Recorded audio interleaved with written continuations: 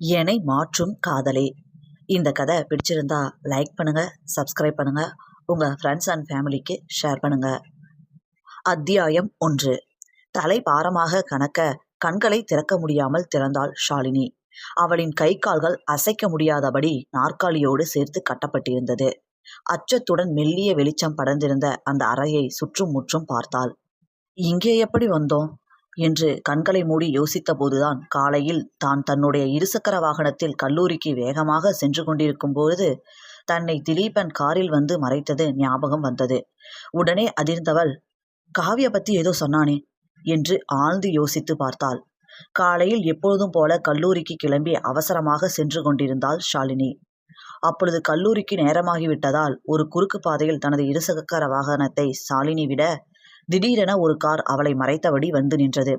யாருடா இது, அவசரமா போயிட்டு இருக்கும்போது குறுக்க வர்றது என கடுப்புடன் காரினை பார்க்க, அதிலிருந்து இறங்கிய திலீபனை பார்த்து ஒரு நிமிடம் நெஞ்சை அடைத்து விட்டது ஷாலினிக்கு.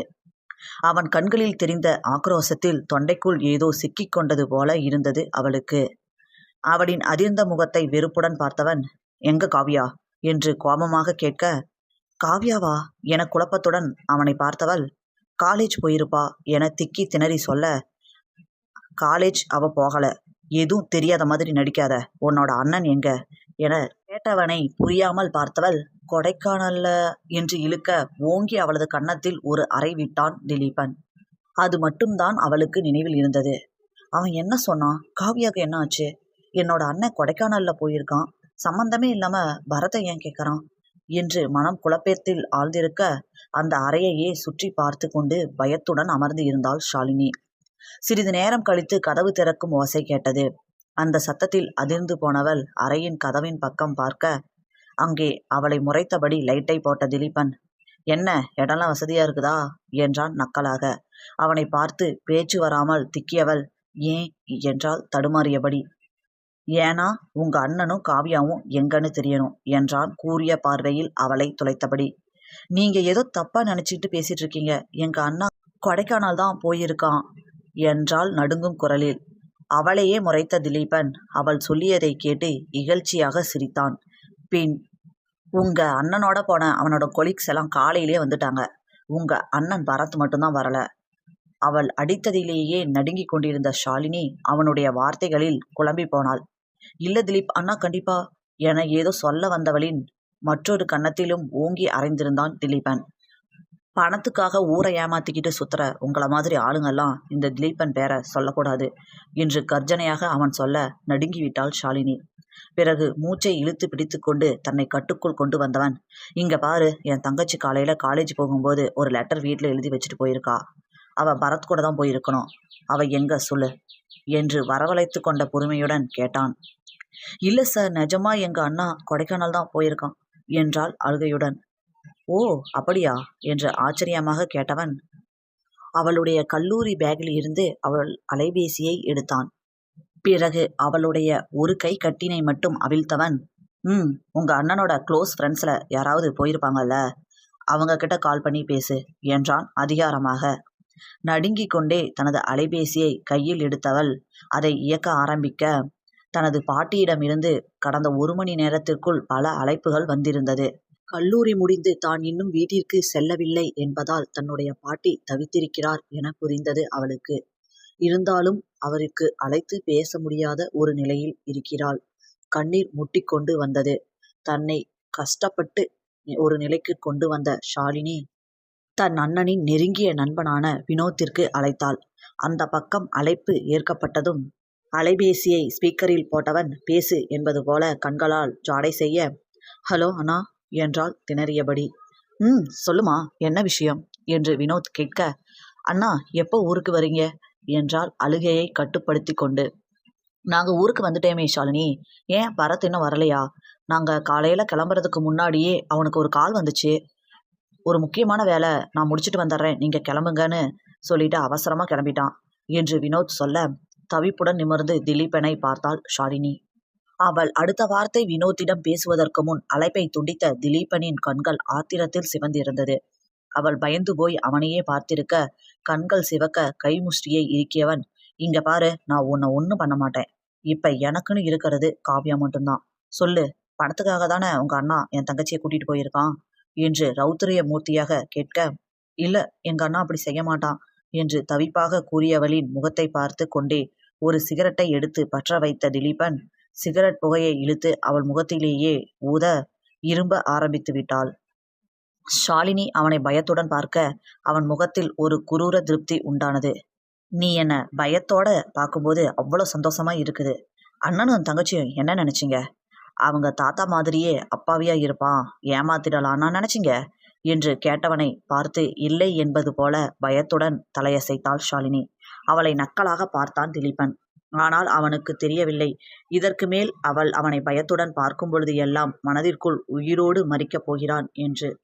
ஷாலினி கண்களில் கண்ணீருடன் அவனையே பார்த்திருக்க, அப்ப நீ எதுவும் சொல்ல மாட்ட என்றபடி அவளின் உள்ளங்கையை விரித்தவன் அதில் சிகரெட்டின் நெருப்பு பகுதியினை வைத்து அழுத்த, அம்மா என வழியில் கதறியவள், சார் ப்ளீஸ், சத்தியமா எனக்கு எதுவும் தெரியாது, என்னை விட்டுருங்க என அழ ஆரம்பித்து விட்டாள். அவளின் முகத்தை வெறுப்பாக பார்த்தவன் ச்சே என்றபடி நகர்ந்து விட்டான். அந்த அறையில் இருந்து வெளியே வந்து ஹாலில் உள்ள சோபாவில் தலையில் கை வைத்தபடி அமர்ந்து விட்டான் திலீபன். திலீப் என்ற ஆக்ரோசமான குரலினை கேட்டு வாசலின் பக்கம் அவன் திரும்பி பார்க்க அங்கே ஆக்ரோசமாக நின்றிருந்தார் ராஜசேகரன். அவரை பார்த்தவன் எதுவும் பேசாமல் அமைதியாக எழுந்து நிற்க, அவனது அருகினில் கோபமாக வந்த ராஜசேகரன், எங்க அந்த பொண்ணு என்று பல்லை கடித்து கொண்டே கேட்க, எனக்கு நம்ம காவியா எங்கன்னு தெரிஞ்சாகணுமாமா என்றான் பொறுமையை இழுத்து பிடித்து கொண்டு. என்ன வளர்ற, காவியா இப்ப வீட்டில தானே இருக்கா என்று அவனுடைய தோள்களை பிடித்து உலுக்கியபடி ராஜசேகரன் கேட்க, அவரை குழப்பத்துடன் பார்த்தான் திலீபன்.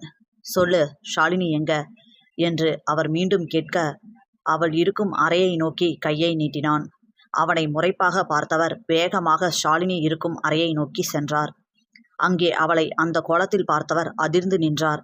வேகமாக அவளிடம் சென்றவர் அவளது கை கால்களில் கட்டப்பட்டிருந்த கயிற்றினை அவிழ்த்தார். கிட்டத்தட்ட மயங்கும் நிலைக்கு சென்று விட்டாள் ஷாலினி. ஷாலினி, ஷாலினி, இங்க பாருமா என்று அவர் அவளின் கன்னத்தினை தட்ட, மெல்ல கண்களை விழித்தவளின் தோலை தொட்டு எழுப்பியவர் மெல்ல மெல்ல அவளை தாங்கியபடி வெளியே வந்தார். மெதுவாக சோபாவில் ஷாலினியை அமர வைத்தார் ராஜசேகரன். சோபாவின் முன்னிருந்த மேஜையில் தண்ணீர் பாட்டில் இருக்க அதை எடுத்து மெல்ல ஷாலினியின் வாயருகில் கொண்டு சென்றவர், இந்தம்மா தண்ணிய குடி என்றார் மென்மையாக. ஷாலினி கஷ்டப்பட்டு இரண்டொரு மிரடு தண்ணீரை விழுங்க அவளை மெதுவாக எழுப்பியவர் வாமா என்று அழைத்து சென்றார். அவளை காரில் ஏற்றியவர் அந்த பக்கம் சென்று காரினை உயிர்ப்பித்து அங்கிருந்து சென்று விட்டார். நடப்பதையெல்லாம் எதுவும் புரியாமல் பார்த்து கொண்டு நின்ற திலீபனுக்கு காவியாதான் வீட்ல இருக்காளே என்று ராஜசேகரன் கூறிய வார்த்தைகளே காதில் ஒலித்தது. அப்போ காலையில பார்த்த அந்த லெட்டர், அது கண்டிப்பா காவியோட கையெழுத்து தானே என்று நினைத்தவன் வேகமாக அங்கிருந்து கிளம்பி தனது வீட்டினை நோக்கி காரினை செலுத்தினான். வீட்டை வந்து அடைந்ததும் காரிலிருந்து இறங்கியவன் நேராக காவியாவின் அறையை நோக்கி சென்றான். கதவை தட்டலாம் என நினைத்து வேகமாக கதவில் கை வைக்க தாளிடாத கதவு அவன் கைப்பட்டதில் வேகமாக திறந்து கொண்டது. அங்கே படுக்கையில் கவிழ்ந்து படுத்துக்கொண்டு அழுது கொண்டிருந்தாள் காவியா. அவளின் மேல் அவ்வளவு கோபமாக இருந்தாலும் அவளுடைய அழுகையை திலீபனால் தாங்கிக் கொள்ள முடியவில்லை. வேகமாக அவளின் அருகில் சென்றவன் அவளின் கையை பிடித்து தூக்கி, என்னாச்சு காவியா, ஏன் அலற என்றான் அவளின் கண்ணீரை துடைத்து கொண்டே. அழுகையினோடே அவனை நிமிர்ந்து பார்த்தவள், என்னை மன்னிச்சிருங்க அண்ணா, நான் தப்பு பண்ணிட்டேன் என்று அவனை கட்டிக்கொண்டு அழ ஆரம்பித்து விட்டாள். அவளுக்கு என்ன ஆயிற்றோ என பயந்தவன் அவளின் முகவாயை அவனுடைய பக்கம் திருப்பி, என்னன்னு கேட்டேன் என்றான் பொறுமையிழந்து. அவனுடைய கோபத்தில் அமைதியானவள் நடந்ததை கூற ஆரம்பித்தாள். தன்னுடைய உயிர் தோழியான ஷாலினி கல்லூரிக்கு இருசக்கர வாகனத்தில் வருவதைக் கண்டு தனக்கும் இருசக்கர வாகனம்தான் வேண்டும் என்று திலீபனின் முன் வந்து நின்றாள் காவியா. காவியா, சொன்னா கேளு, அதெல்லாம் வேணாம், இத்தனை கார் இருக்குல்ல, எதுக்கு ஸ்கூட்டி என்று கோபமாக திலீபன் கேட்க உடனே காவியாவின் கண்கள் கலங்கி விட்டிருந்தது. அவள் கண்கள் கலங்கியதும், என்ன காவியா குட்டி, சொன்னா புரிஞ்சிக்கவே மாட்டியா?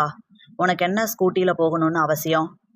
அவ்வளோதான், இன்னும் 3 மாசத்துல காலேஜ் முடிய போகுது, அப்புறம் என்ன என்று கேட்ட தமையனின் கையை பற்றி கொண்டவள், அண்ணா ப்ளீஸ், அதான் 3 மாசத்துல காலேஜ் முடிக்க போறேன்ல, இப்போதைக்கு வாங்கி கொடுங்க அண்ணா ப்ளீஸ் என்று கெஞ்சவளாக கேட்டவளின் மூக்கை பிடித்து செல்லமாக ஆட்டியவன் சரி என்றான் சிரித்தபடியே. அண்ணானா அண்ணாதான், என்று அவளை கட்டியணைத்து விடுவித்தவள் அங்கிருந்து மகிழ்வுடனே ஓடி சென்று விட்டாள். மகிழ்வுடன் தனது ஸ்கூட்டியில் தினமும் கல்லூரிக்கு சென்று வந்து கொண்டிருந்தாள் காவ்யா. இப்படியே 1 மாதம் அழகாக சென்றது. ஒரு நாள் எப்பொழுதும் போல கல்லூரிக்கு தன்னுடைய ஸ்கூட்டியில் சென்றபோது அது தடுமாறி பக்கத்தில் நின்றிருந்த ஒரு உயர் ரக பைக்கின் மீது மோதி நின்றது. நிற்க முடியாமல் தடுமாறியவளை ஒரு கை தாங்கி பிடித்தது. அப்பாடா, நல்ல வேளை விழல என நினைத்து திரும்பிய காவ்யா அங்கே ஒரு அழகான வாலிபனை கண்டதும் விழிகளை அகல விரித்தாள். தன்னுடைய அண்ணனைதான் அனைத்து நண்பிகளும் அப்படி ஏக்கத்துடன் பார்ப்பார்கள். ஏன், காவ்யாவிற்கே தெரியும் திலீபன் எவ்வளவு வசீகர தோற்றத்துடன் இருக்கிறான் என்று. ஏனெனில் இதுவரை ஒரு நண்பிகள் கூட அவனை பற்றி விசாரிக்காமல் இருந்தது இல்லை, ஷாலினியை தவிர. காவ்யாவும் நினைத்திருக்கிறாள் தன் அண்ணனைப் போல ஒரு அழகன் யாரும் இல்லை என்று. ஆனால் இன்று அவளை தாங்கி நிறுத்தியிருப்பவனின் அழகு அவளை பித்தம் கொள்ள செய்தது. தன் அண்ணனை பார்க்கும்போதும் தன்னுடைய தோழிகளுக்கு இப்படிதான் இருந்திருக்குமோ என்று மனம் படபடத்தது. அவளின் படபடப்பை பார்த்தவன், ஹலோ, ரிலாக்ஸ், என்னோட பைக் தான், யாரும் உங்களை திட்ட போறதில்ல, இருந்தாலும் ஜாக்கிரதையா வாங்க என்று சொல்லிவிட்டு மயக்கும் சிரிப்பினை வீசியவன் அங்கிருந்து சென்று விட்டான். காவ்யாவிற்கு ஒரு நிலைக்கு வர ஒரு சில நிமிடங்கள் தேவைப்பட்டது. பிறகு தன்னை நிலைப்படுத்தி கொண்டவள் கல்லூரிக்கு சென்று சேர்ந்தாள். அதன் பின்பு 2 முறை எதேச்சையாக அவள் செல்லும் இடங்களுக்கு வந்தான் அவன். நட்பாக பேசினான். 3வது முறையும் இப்படியாகவே ஒரு சந்திப்பு நிகழ்ந்தது. அன்று ஞாயிற்றுக்கிழமை என்பதால் தனது காரை எடுத்துக்கொண்டு நேராக அந்த ஷாப்பிங் மாலிற்கு சென்றாள் காவ்யா. கார் பார்க்கிங்கிற்கு சென்று காரை பார்க் செய்துவிட்டு இறங்கும் போதே ஹலோ என்றான் அவன். அவனை பார்த்து விழிகளை விரித்தவள் ஹலோ என்றாள் குரலினை சிறுமியபடி. அப்பாடா, ஹலோ சொல்லிட்டீங்க. நான் கூட 1 வாரமா உங்களை பார்க்கலையே, யாருன்னு கேட்டுருவீங்களோன்னு பயந்தேன் என்றவனை நேராக பார்த்த காவ்யா என்ன சொல்வாள்? இந்த 1 வாரமாக எதேச்சையாக போன வாரம் நிகழ்ந்த 2 சந்திப்புகளைப் போல ஒரு சந்திப்பு நிகழாதா என்று இரவு பகல் பாராமல் தான் தவித்ததை சொல்வாளா? யோசனையாக இருந்தவளின் கண்முன்னே தனது கையினை அசைத்தவன், என்ன கற்பனையில இருக்கீங்க என்று சிரித்தபடி கேட்க அவனது அந்த சிரிப்பில் சுக்கித்தான் போனாள் காவ்யா.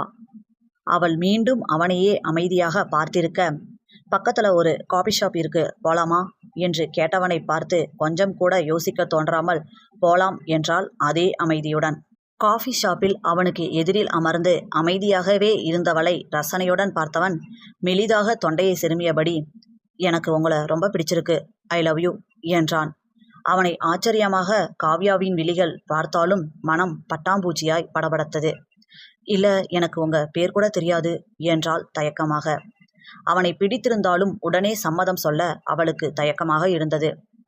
ஏன், எனக்கும் கூட தான் உங்க பேர் தெரியாது, இப்போ தெரிஞ்சுக்கிட்டா போச்சு, என் பேர் ஹரி என்று கைகளை குலுக்க நீட்டினான் அவள் மறுத்து பேசாத மகிழ்ச்சியுடன். அவனை வெட்கத்துடன் நோக்கியவள் பதிலுக்கு தனது கைகளை குலுக்க நீட்டியபடி காவ்யா என்றாள். அடுத்த நாள் கல்லூரியில் கனவில் மிதப்பவளைப் போல நடந்து கொண்டவளை பார்த்து, ஷாலினி, என்னடி, என்னாச்சு, என்னமோ கனவுலகத்துல இருக்கிற போலவே இருக்க என்று வியப்பாக கேட்க, இல்லையே என்று எதுவோ சொல்லி சமாளித்தவளை புரியாமல் பார்த்தாள். அடுத்து 2 மாதங்கள் அழகாக சென்றது அவளுக்கு. திடீரென ஒரு நாள் அவளை தேடி வந்தவன், காவ்யா, எங்க அம்மா திடீர்னு எனக்கு என்னோட மாமா பொண்ணை கல்யாணத்துக்கு பேசிட்டாங்க, இன்னும் 2 நாள்ல எனக்கு கல்யாணம் என்று சொல்ல அவனை அதிர்ச்சியாக பார்த்தாள் காவ்யா. உடனே அவள் கைகளை பற்றி கொண்டவன், இங்க பாரு காவ்யா, எங்க அம்மாவுக்கு உடம்பு முடியல, இப்போதைக்கு என்னோட அம்மா எனக்கு கல்யாணம் செஞ்சே ஆகணும்னு தீவிரமா இருக்காங்க, இவ்வளோ தூரம் வந்துட்டதால என்னால கல்யாணத்தை நிறுத்தவும் முடியாது என்றவனை தவிப்புடன் பார்த்தவள், இப்போ எதுவும் பண்ண முடியாதா என்று கேட்க, முடியும், எங்க அம்மா முன்னாடி நம்ம கல்யாணம் பண்ணிக்கிட்டு போய் நிற்கணும், அதுவும் நாளைக்கே நடக்கணும் என்றவனை அதிர்ந்து போய் பார்த்தாள். அவளின் கன்னத்தினை கைகளில் ஏந்தி கொண்டவன், என்ன நம்புறியா என்று கேட்க, ஆம் என்பது போல் தலையசைத்தாள் காவ்யா. கல்யாணம் பண்ணிக்கலாமா என்று அவள் கண்களை பார்த்து கேட்க, சரி என்பது போல் தலையசைத்தாள் காவ்யா. இதை சொல்லும்போது தயக்கத்துடன் பார்த்தவளை ஓங்கி அறைந்தான் திலீபன். அவனை நடுக்கத்துடன் பார்த்தாள் காவ்யா. தன் அண்ணனின் இந்த முகம் அவள் கனவிலும் கண்டறியாதது. அவளை நெருப்பாய் பார்வையால் சுட்டவன், உன்னை நான் என்னோட உயிரா நினைச்சேன், ஆனா நீ எவனோ ஒருத்தனுக்காக என்று வெறுப்புடன் பேச, அண்ணா ப்ளீஸ் அண்ணா, நான் செஞ்சது தப்புதான், அதுக்காக என்னை வெறுத்துடாதீங்க அண்ணா என்று அவன் மார்பில் சாய்ந்து கதறியவளின் மேல் கோபம் இருந்தாலும் அவள் அழுவது தாங்க முடியாமல் அவளது தோளினை தட்டி கொடுத்தான். அவனது தோளில் சாய்ந்து கொண்டவளுக்கு அவன் கொடுத்த தைரியத்தில் தனக்கு நடக்கவிருந்த பயங்கரமான நிகழ்வினை பற்றி சொல்ல ஆரம்பித்தாள் காவ்யா.